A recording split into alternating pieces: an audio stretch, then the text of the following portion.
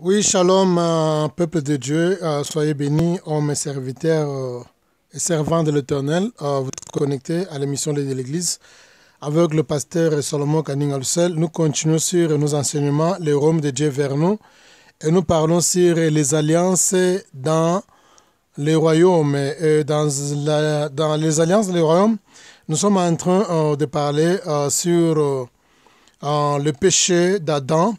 Et nous avons défini le péché comme étant quelque chose, bien un mot qui est au singulier. C'est la culpabilité de la désobéissance, la culpabilité de la rébellion contre Dieu, qu'on appelle les hacham en hébreu, la culpabilité de la rébellion contre Dieu. Et nous avons dit que le péché était entré dans le sang d'Adam. Quand Adam avait péché, quand il avait emmené la culpabilité de la rébellion contre Dieu, le péché était infecté dans son sang ou bien dans les spermes. C'est la même expression, les spermes encore le sang. Le péché était entré jusque dans le sang d'Adam.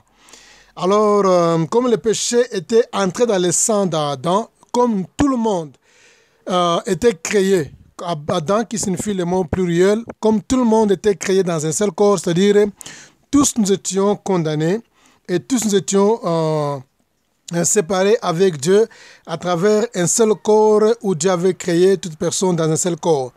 Alors, sans plus tarder, dans notre 32e séance, si je me rappelle bien, dont nous sommes en train de parler ici, nous avons aussi expliqué un élément tellement important. Je voudrais vous dire une chose. Le diable n'a jamais présenté le péché dans la Bible. Le péché, c'est Dieu qui était la première personne à présenter le péché ou bien à introduire le péché devant l'homme. Ce n'est pas le diable, c'est Dieu lui-même. Le jour que Dieu avait créé ou quand Dieu avait barré Adam, Dieu l'avait dit que le jour que tu mangeras ce fruit, tu mourras. Alors, c'est Dieu qui a introduit le péché et c'est Dieu aussi qui a introduit la mort auprès d'Adam quand Dieu l'avait dit que non, le jour que tu vas pécher ou le jour que tu vas manger, c'est le jour que tu mourras. C'est-à-dire, le diable n'a pas créé la mort. Le diable n'a pas inventé la mort. La mort a existé avant la chute, puisque c'est Dieu qui avait introduit la mort et il était la première personne à parler de la mort devant Adam, et Dieu aussi était la première personne à utiliser ce terme ici devant Adam. Et le diable était absent à ce moment-là.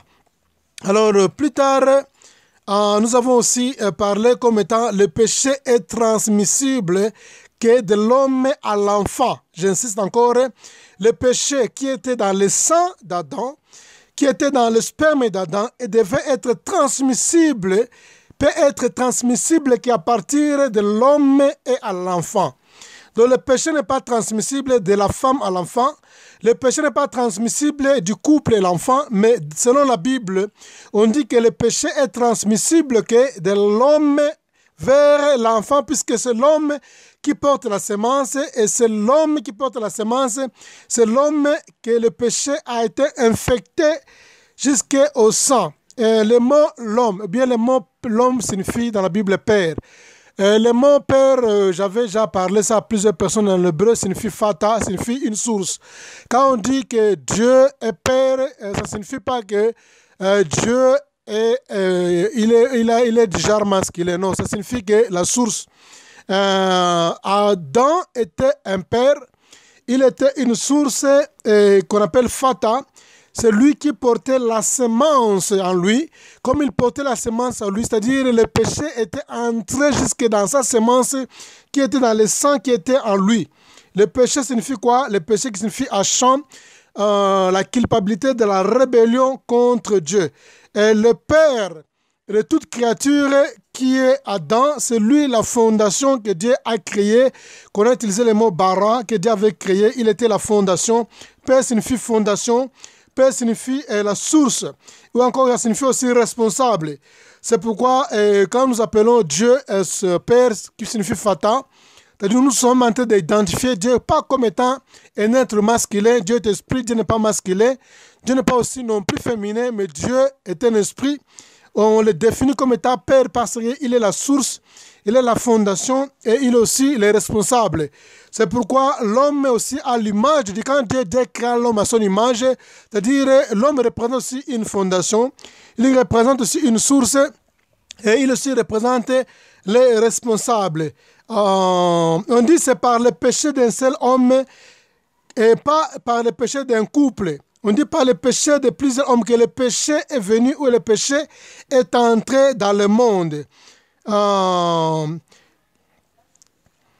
la Bible dit aussi, quand vous allez dans Deutéronome chapitre 5, le verset 9, la Bible dit « Dieu punit le péché du père aux enfants » ou l'iniquité, encore on utilise encore le terme iniquité. Dieu punit aussi l'iniquité des pères aux enfants. Le mot iniquité ici signifie le péché invisible. Il y a la différence entre le péché et l'iniquité. Le péché signifie que quelque chose qu'on peut voir, c'est-à-dire quoi? Quelque chose qu'on peut voir. C'est-à-dire, quand vous dites non, un tel a péché, c'est-à-dire on voit l'acte qu'il a posé. C'est-à-dire un acte qu'on peut voir. Mais tandis que l'iniquité, c'est-à-dire c'est un péché, mais sous forme invisible, qu'on appelle l'iniquité. Comme la convoitise. Convoitise n'est pas un péché, mais ça devient, maintenant c'est l'iniquité, c'est-à-dire quoi? C'est un péché qui est invisible, qu'on ne peut jamais voir. Alors, en principe, l'iniquité est plus dangereuse que le péché, puisque l'iniquité, on ne voit pas ça, mais c'est dans le cœur. Mais tandis que le péché, on peut voir ça, puisqu'on peut voir ça et l'on peut prendre les précautions. Si quelqu'un prend le couteau à la main pour te tuer, c'est un péché, puisque tu vois déjà le couteau. Maintenant, si personne a le désir de te tuer, mais il n'a pas le couteau à la main, c'est-à-dire on appelle ça l'iniquité, puisque c'est un péché qui est invisible et il est très dangereux, puisque tu n'as pas la facilité de le voir. Vous voyez, c'est pourquoi quand le diable était chassé dans le ciel, il était puni pas à cause du péché, Dieu l'avait puni à cause de l'iniquité. Quand vous allez lire dans la Bible dit que non, Dieu a trouvé l'iniquité en lui, c'est-à-dire quoi? La pensée des péchés. Quelque chose qui était invisible. Dieu peut lire la pensée d'une personne. Quelque chose qui était condamnable, qui était invisible, que Dieu a trouvé dans Satan, que Dieu va pécher, appeler l'iniquité. Dieu a condamné le diable à cause de l'iniquité, pas du péché. Il avait l'iniquité, c'est-à-dire il avait le péché sous forme invisible qui est en lui, l'orgueil. L'intention de faire un coup d'État, l'intention de s'enorgueillir, l'intention de faire du mal, l'intention de détourner l'adoration et de détourner ou bien de séduire une partie des anges. Cette intention-là qu'on appelle ça l'iniquité. Voilà. C'est ça. La Bible dit quoi? Et Dieu punit le péché du père aux enfants ou l'iniquité du père vers les enfants selon Deutéronome chapitre 5, le verset 9. Je voudrais ici expliquer en détail. La femme ne transmet pas le péché, ou bien le péché d'une femme n'est pas transmissible à l'enfant. Si dans ce cas-là, pourquoi on dit que Jésus-Christ est né sans péché? Pourtant, il est né d'une mère qui était pécheresse, qui était Marie. Marie était pécheresse puisqu'il a reçu le né dans la semence et dans le sang qui avait le péché, le sang d'Adam. Pourquoi on dit que Jésus-Christ n'a pas eu de péché? Puisque Jésus-Christ est né d'une femme Marie qui a été péchère, aussi pécheresse, mais la semence qu'il portait en lui, c'était la semence divine. La Bible dit que l'Esprit de Dieu, quand on l'avait conçu, l'ange Gabriel a dit à Marie que l'Esprit de Dieu sera sur toi et l'ombre du Très-Haut, le Très-Haut te couvrira de son ombre. C'est-à-dire quoi? La semence, c'était quoi? C'est-à-dire l'ombre du Très-Haut l'avait couvert par le Saint-Esprit. Le Saint-Esprit est venu, il a donné la semence à Marie. C'est pourquoi il est né sans péché, puisqu'il avait la semence, pas d'un homme, mais il avait la semence de Dieu. Alors si par exemple, la femme devait transmettre le péché vers l'enfant, on devrait aussi dire que non, Jésus-Christ a vu aussi hériter le péché de Marie. Comme la femme ne peut jamais transmettre, la femme n'a pas la semence, la femme n'a pas la semence en elle, elle ne peut pas transmettre le péché. Alors, il ne pouvait pas transmettre ses péchés vers Jésus-Christ puisqu'elle n'a pas la semence. Vous voyez? C'est pourquoi on dit que non, la femme n'a pas la semence, la femme ne peut pas transmettre, elle a le péché, mais elle ne peut pas transmettre ça, elle ne peut pas transmettre ses péchés puisque la femme a reçu le péché à partir de son père qui lui a transmis le péché. Mais elle n'a pas la capacité de transmettre le péché.